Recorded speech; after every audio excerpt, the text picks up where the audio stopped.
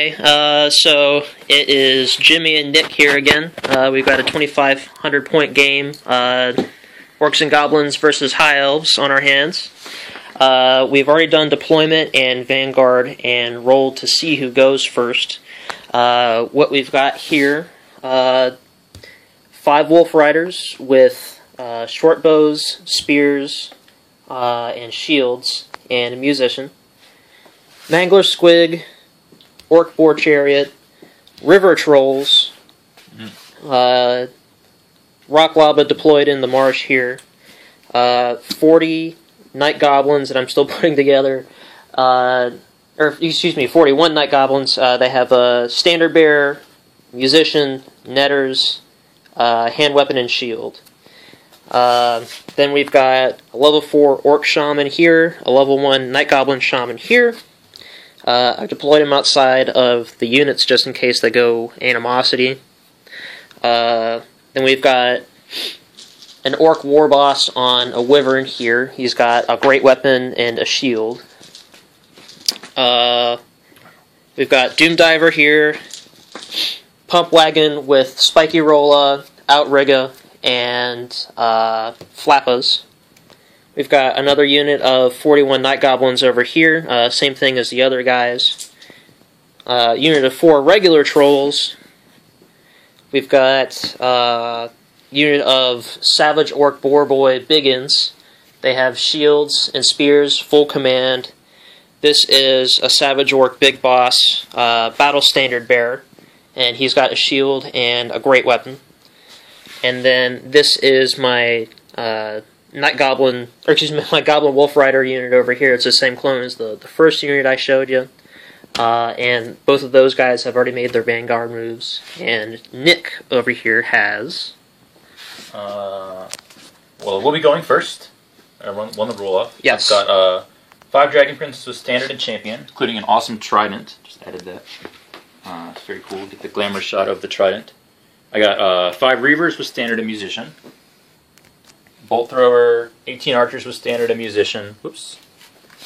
Sky Cutter, working on this guy. Eagle, 18 Archers with Standard and Musician. Bolt Thrower. My BSB is on an Eagle. She has a Lance and a Shield and Dragon Armor. 10 Phoenix Guard with Standard and a Lore Master. They have no heads. They have no heads. Not anymore. This is illegal here somehow. I got 5 Sisters, a Lion Chariot. He's lying in wait. Bolt Thrower, Frost Phoenix, 5 Sword Masters, Sky Cutter again, and 5 Reavers. River Reavers. Okay. So, we'll see you on the other side of movement. Okay, so we just ended movement phase of the top of turn 1, High Elf turn 1.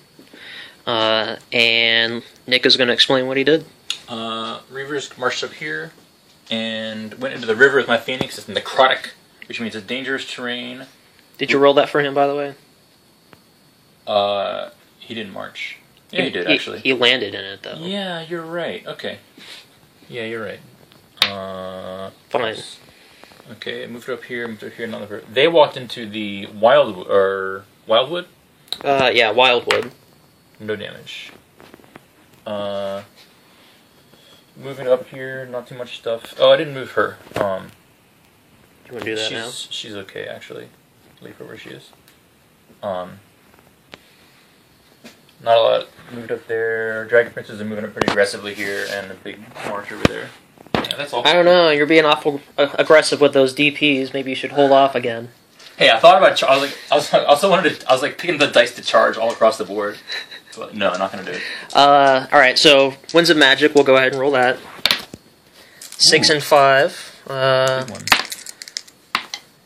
I don't have a channel, so all right. We'll see how it goes. Well, magic and shooting went obscenely well for Nick, so he's going to explain it to you. We had 11v6 magic. I got off a lot of spells. Fireball, shims, and a couple other things. I killed a Mangler with my Ring of Fury. In magic and shooting, I killed 3 River Trolls and put a wound on another most one. of those trolls. Ice Shard Blizzard, he dispelled a couple of things. He dispelled Spirit Leech on that. That was a good move. killed this mangler with shooting, and then we decided that orc had to take a panic test. Because we forgot that... originally, this is what happened. He took the panic test and rolled an 11, so he failed. He fled from my eagle off the board. Off the table. With an 11 roll of flee distance. His general rolled panic for that, which was an 11, and fled off the board. So we decided the game was probably pretty much not worth playing after that point. But then we remembered that Mangler Squigs are technically goblin units, so they have size matters. After reading the rules, we were 100% sure that he does not flee when Manglers die. So anyway, he's back. Other than that... I knocked out this goblin unit pretty good, but didn't make it panic, and made those guys flee. They're probably going to be off the board next turn.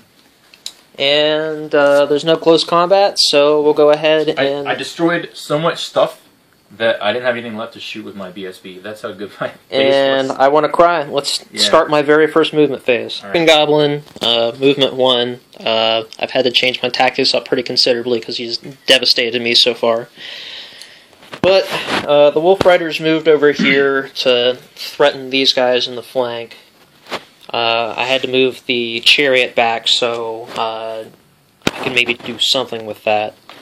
A troll failed his stupidity roll, so he just went forward 2 inches there. Didn't move the rock lava. These guys moved up a little bit, but they're just out of 8 inches of this eagle for some reason. The characters that were behind the building moved over to this unit here. Then I just kind of repositioned him. This didn't move.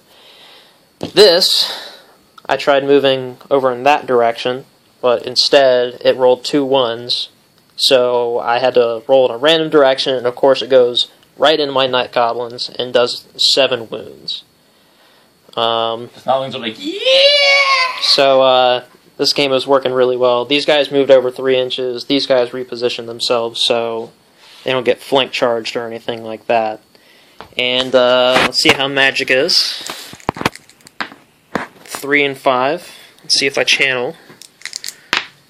No channels. Alright, we'll see how this goes. I managed to get Hand of Gorkoth on these guys. The idea was to send Fanatics at the Dragon Princes, but neither one of them made it.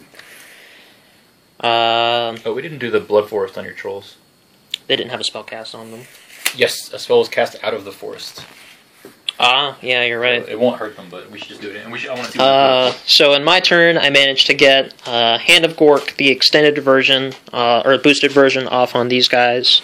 The idea was to make the Fanatics go into the Dragon Princes, but they didn't make it. And then, since that wizard was in the Blood Forest, it moved and didn't do any wounds to these trolls that were here. Let's see. And then the other spell I tried was the regular Foot of Gork, not boosted, but I rolled a 14 instead, and I needed a 15.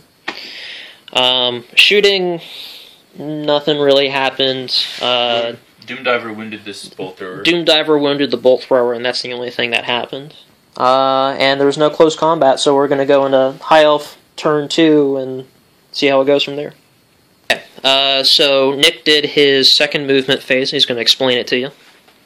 I charged the Phoenix into the trolls. And that caused Fanatics to come out of this unit. Mm-hmm. One of them is represented by this quarter over here. He almost touched the Phoenix, but not quite. Then the other one came out of here and went this direction and ended up killing this eagle that was right over here. Yeah, well, that was pretty sweet. And then what else? Charged the archers into the goblins. Probably bad news for the goblins, although netters. Yeah, netters are definitely my saving grace there. Swung these guys around here. Moved up pretty aggressively here. Tried to march, but couldn't march because the goblins were there. So instead, they're now facing over this way towards the goblins. And everything else just kind of moved up for some shooting and attacking. All right, so we'll go ahead and roll Winds of Magic then. We've got 1 and 2. Not so good. Let's see if I channel anything. I do not have a channel. All right. All right. See you on the other side of magic. Who gives a shit what happened? Because I concede. Bye.